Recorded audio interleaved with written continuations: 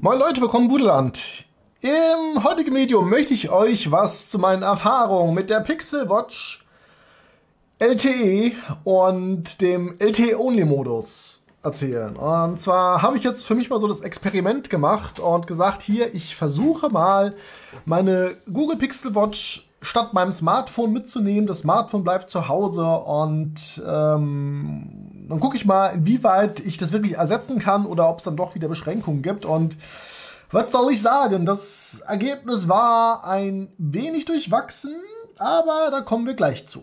Vielleicht erstmal eine kurze Vorabinformation. Also wenn ihr die LTE-Variante von der Pixel Watch habt, dann könnt ihr die relativ einfach und unkompliziert über die Pixel Watch App einrichten. Da geht ihr einfach hier in die App rein, da gibt es ja einen Menüpunkt, der heißt Mobilfunknetz und da installiert ihr eure eSIM. Ihr seht, das ist jetzt hier gerade eine Vodafone eSIM. Nicht verwirren lassen, also ich habe jetzt in meinem Smartphone eine Telekom-SIM-Karte drin. Meine eSIM ist aber wiederum eine Vodafone eSIM. Er fragt mich zwar dann erstmal, ob ich eine Telekom-SIM installieren will oder sowas, aber man kann trotzdem bei jede x-beliebige eSIM installieren. Also davon lasst euch nicht abschrecken. Auf jeden Fall habe ich die eSIM installiert und meine Bluetooth-Verbindung getrennt. Also es gab zwischen meiner Smartwatch, also der Pixel Watch, und meinem Smartphone, dem Pixel 7 Pro, gab es die ganze Zeit über keine Verbindung. Ja, weil ich wollte ja wirklich sehen, kommt das Ding alleine zurecht. Und ansonsten sollte man vielleicht noch ergänzend sagen, ich sitze jetzt aktuell im Keller. Da ist es natürlich generell für ein Smartphone oder eine Smartwatch im LTE-Modus ein bisschen schwierig, weil sie vielleicht ein bisschen mehr rödeln muss, um den Empfang zu kriegen und. Ich habe das aber auch mal oben getestet quasi, ne? Also nicht im Keller, sondern im Erdgeschoss einen Tag lang und ja, ähnliches Ergebnis. Ich fange mal vielleicht erstmal an, was geht denn eigentlich? Also, wenn ihr mit eurer Smartwatch autark unterwegs seid und auf eurem Smartphone zum Beispiel eine WhatsApp-Benachrichtigung bekommt, dann kommt die hier auch an. Das läuft nämlich alles über den Google-Account und da wird es dann weiter geroutet. Das funktioniert ja schon bei Google Wear OS schon eine Weile eigentlich so. Aber die Benachrichtigungen kommen an, ganz normal, wie als wenn eure Smartwatch mit dem Smartphone verbunden wäre. Ihr könnt auch ganz normal über die Pixel Watch antworten. Also das ist erstmal identisch zu einem normalen Bluetooth-Betrieb mit einer Bluetooth-Smartwatch.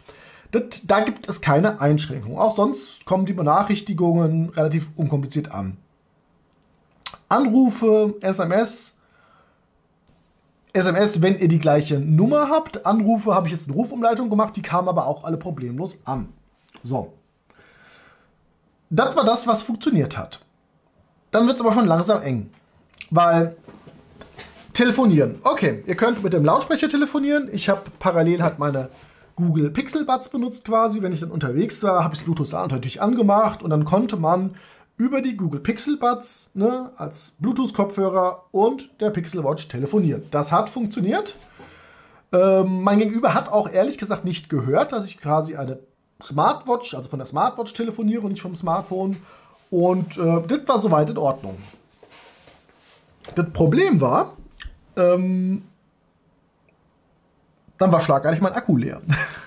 Und wir hatten gerade mal irgendwie 12 Uhr oder sowas. Ne? Also die Pixel Watch hat das Problem, also gerade wenn sie im LTE-Only-Modus läuft, dieser Akku hält einfach nicht. Also ich habe es meistens morgens so gegen 7 Uhr habe ich die Uhr vom Stecker genommen und um 12, 1 war spätestens Schluss. Und ich habe nicht immer großartige irgendwelche GPS-Aktivitäten irgendwie gehabt. Ne? Also das ist nicht, dass ich jetzt eine Stunde im Wald war und dabei telefoniert habe. Nee, Pustekuchen. Ich habe wirklich die hier beim Arbeiten zu Hause im Keller oder im Erdgeschoss benutzt und das Ding hat sich einfach leer gesaugt.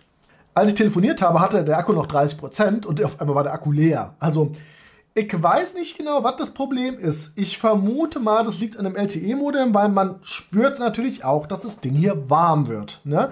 Nicht nur, wenn man quasi das Datenvolumen nutzt, sondern wenn man auch noch telefoniert. Also das ist ein bisschen murksig. Und ich habe das natürlich jetzt ein paar Tage wiederholt, um zu schauen, ob das vielleicht eine einmalige Situation war, ob da vielleicht irgendwie ein Update gelaufen ist oder sonst was. Aber ich muss jetzt sagen, wir sind jetzt am Donnerstag und Akku ist jetzt auch schon wieder eigentlich leer. Also, ich weiß nicht, was da los ist. Also, falls von euch jemand eine Google Pixel Watch im LTE-Modus benutzt und ihr die unterwegs ohne euer Smartphone einen Tag lang nutzen könnt, schreibt mir gerne mal in die Kommentare. Ich will nicht ausschließen, dass es vielleicht eine defekte Variante ist, aber ich komme mir gerade eher vor wie so zu Fossil 5 Zeiten, wo ich quasi nach 8 Stunden am Tag meine Smartwatch nachladen muss und das funktioniert einfach nicht. Also dann, wenn ich einen Tag durchkomme, es müssen nicht mal 24 Stunden sein, aber wenn ich von mindestens morgens 7 bis abends 10 irgendwie durchkomme, dann wäre ich ja schon zufrieden. Ja? Aber selbst das schaffe ich nicht. Also wie gesagt, das höchste der Gefühle war 7 Uhr bis 13:30 Uhr, also 6,5 Stunden. Ja, und wie gesagt, da war jetzt kein GPS-Tracking oder sonst irgendwas dabei und ja, deswegen, falls ihr die Pixel Watch nutzen wollt, nutzt sie als Bluetooth-Variante, spart euch diesen Aufwand mit der eSIM und habt dann wenigstens an den 1,5 Tagen Akkulaufzeit Spaß, weil, wie gesagt, das LTE-Thema, vielleicht liegt es an Vodafone, ich weiß es nicht, aber eigentlich habe ich hier relativ guten Vodafone-Empfang. Ich will es auch gar nicht rausfinden. Für mich ist das Thema jetzt erstmal gestorben. Und ich hoffe, das Video hat euch weitergeholfen. Falls ihr mit dem Gedanken spielt, euch eine LTE Pixel Watch zu holen, tut es nicht. Da ist der Akku einfach zu klein und ihr werdet keinen Spaß damit haben. Und damit bin ich auch schon fertig. Ich wünsche euch noch einen schönen Tag. Macht's gut. Ciao, ciao.